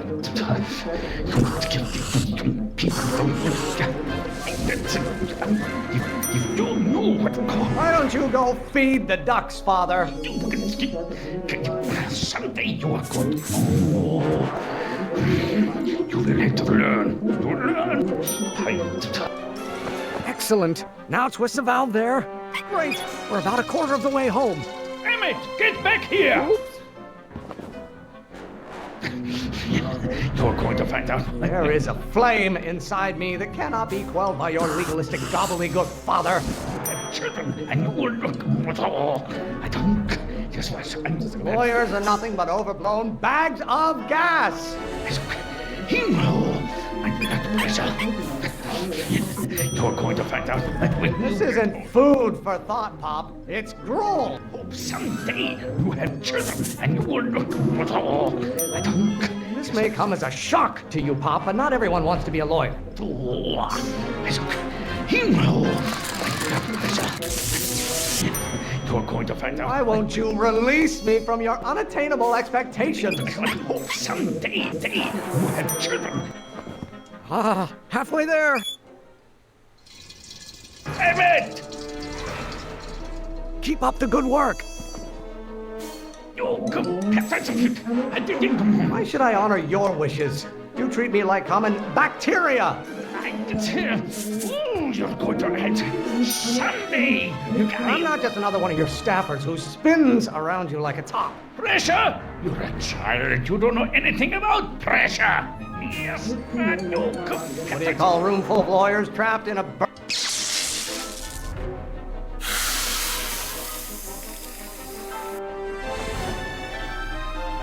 Listen to the words I'm emphasizing. Don't you turn your back on me. Name one great thing ever generated by a lawyer. Why must you always scatter condescension my way? Von Brauns have been officers of the court since God's heavenly spark first gave rise to man, Emmett.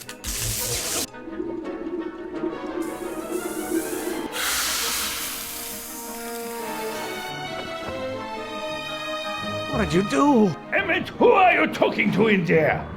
No one, Father. You have no idea what kind of pressure I'm under. Law may be your burning passion, Father, but it is not mine. Father, why don't you ever listen to me? Don't you have a release valve on your mouth somewhere? Your ancestors are spinning in their graves right now. Calm down. Do I get a turn to talk, or is this going to be another monologue? Why do you keep bellowing like that? You're pressuring me to be something I'm not. Are you trying to spin this argument around to my failings? By Galileo's rotations, do you ever listen to yourself? Almost there. Emmett! Coming, Father!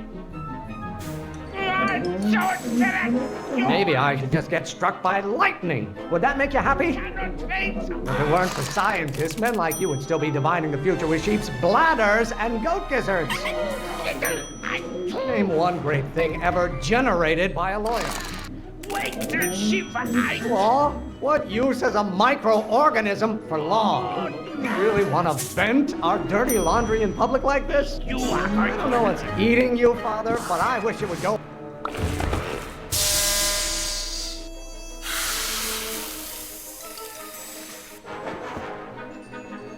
Just pay attention. Emmett! You have no idea what kind of pressure I'm under. The hotter you get, the more I know I'm right.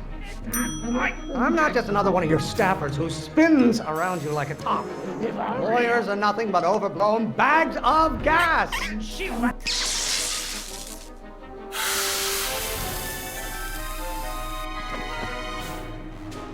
I thought you were... Can't you see this is eating me up inside? Don't you have a release valve on your mouth somewhere? Stop getting so hot under the collar, Pop. You don't get to control my life just...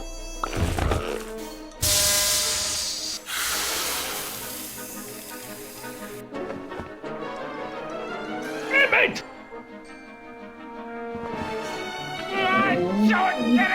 The hotter you get, the more I know I'm right. I strongly object to the current of this conversation, Father. Why should I honor your wishes? You treat me like common bacteria, pressuring me to be something I'm not. Law may be your burning passion, Father, but it is not mine. If it weren't for scientists, men like you would still be divining the future with sheep's bladders and goat gizzards. By Galileo's rotations, do you ever listen to yourself? Lawyers are nothing but a bunch of hot air. There, I said it. In my head. Maybe I should just get struck by lightning. Would that make you happy? Why won't you release me from your unattainable expectations? Why don't you go feed the ducks, Father?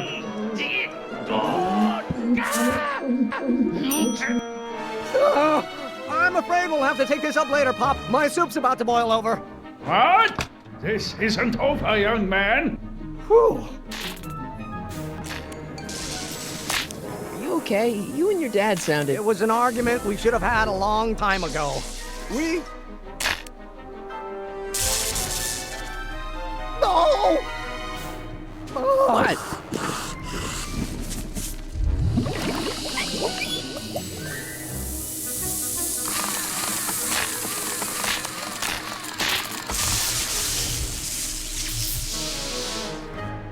Eureka! Now all we gotta do is fuel up the old rocket power drill and you and I can take it and go. But don't you want to test it first? No time. The last train for DC leaves in just a few minutes. All right. You've got to get this baby to the U.S. Patent Office. Exactly. So tell me, Harry, when can I expect to hear back from the Patent Office? Oh, in about, I'd say... I can't. Huh? Emmett, I'm not from the patent office. I don't understand. I lied to you, but I didn't want to. It was the only way I can get you to trust me.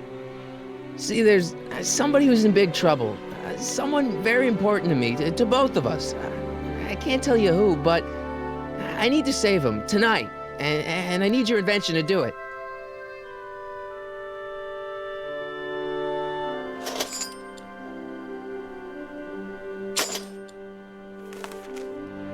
I'll get it back to you, I promise. And, Emmett, you're gonna be a great inventor.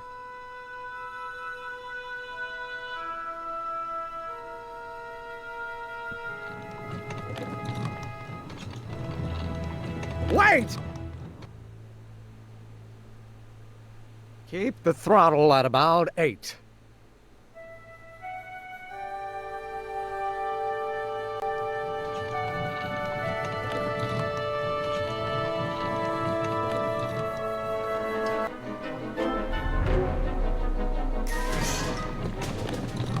Okay, Doc, I got the drill. Now let's get you out of here.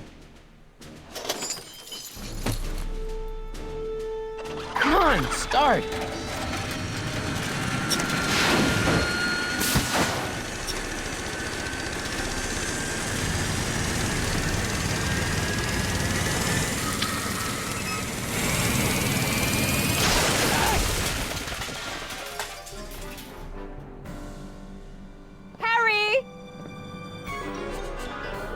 You're too late! Too late? The Doc's not supposed to be... Doc! They're moving him to another facility for safekeeping! Oh, I better go get a quote from the police chief.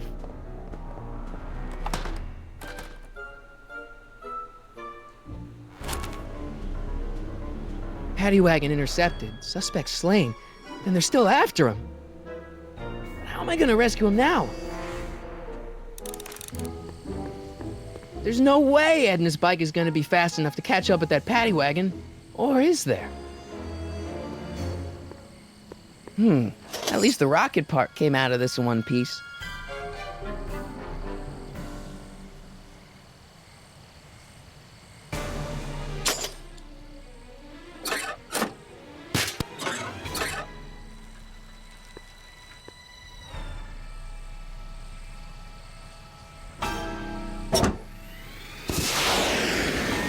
Alright, I'm coming, Doc.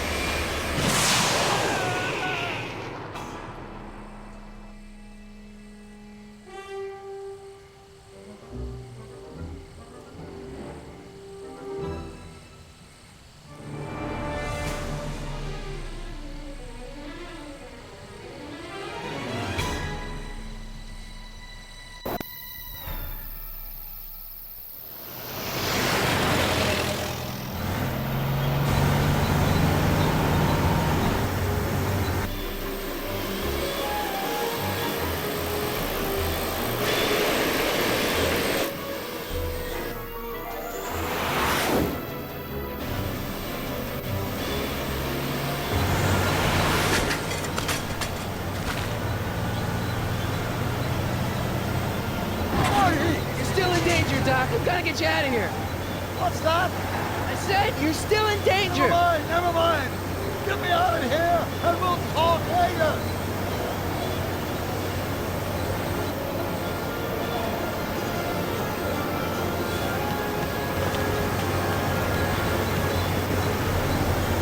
Don't worry, Doc. I'll get you out. Be careful, Marty. I'll be back. I'll wait right here.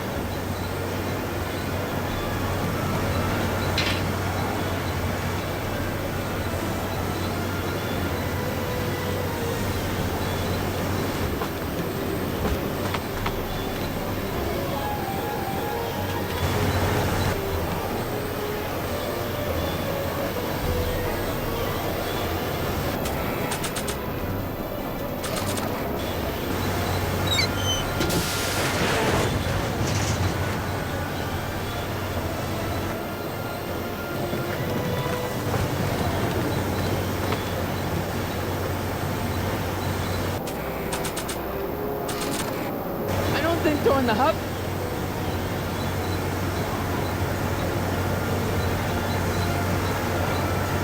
What's he doing here?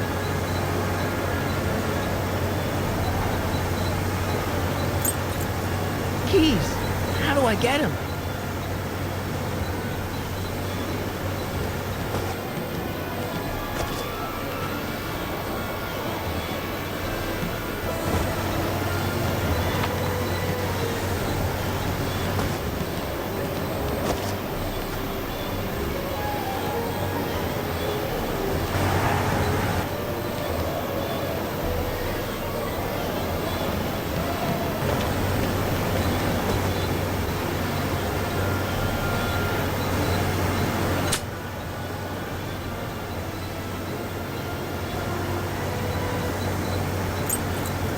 Keys. The window's shut tight.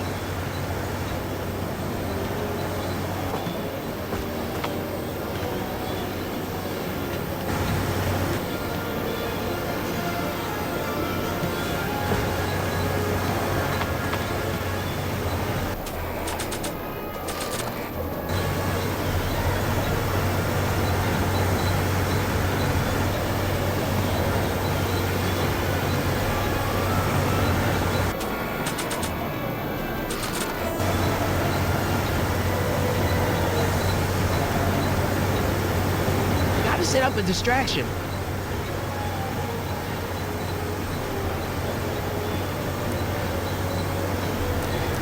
I need a distraction. Leave it to me! Hey, driver! You're driving too fast! Watch how you take those! I object to your tone of voice, and I find this seat distinctly uncomfortable. You have a pillow I can sit on? Hey, I'm talking to you, driver. Don't ignore me. You! Thanks, Doc. I guess that's why they call you the Streak. How did you know that? I had my sources.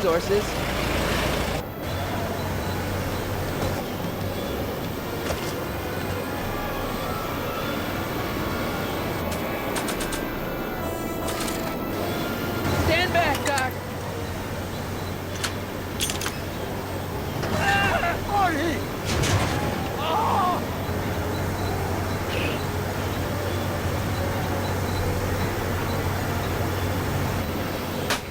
How you doing, Doc? Hey, get in there! Eat lead! Eat lead! Ow! Son of a bitch!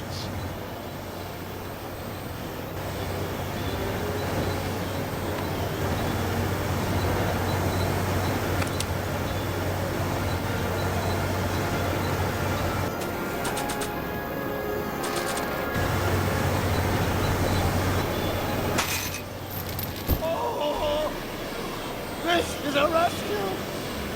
That's the idea. Doc!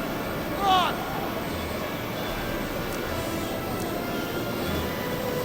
Doc! The throttle! Hey! Oh!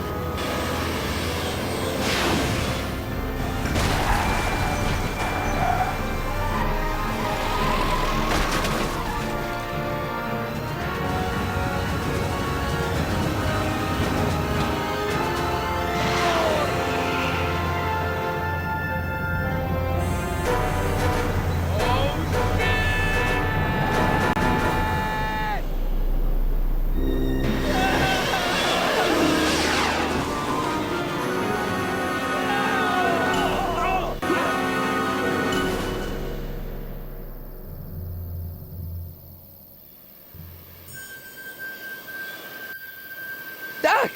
Are you okay? I'm fine. But I wonder what sorts of bizarre repercussions my younger self's invention of a flying bicycle will have on the timeline. Did you know that would happen? I had a suspicion. I never could keep those rockets from exploding. So, what do we do now? Now we get back to 1986 before our interactions with the past inevitably cascade into a calamitous future. Where'd you leave Einstein? Doc? He's not in the pound, is he? No, but I think we've got bigger problems right now. Great Scott!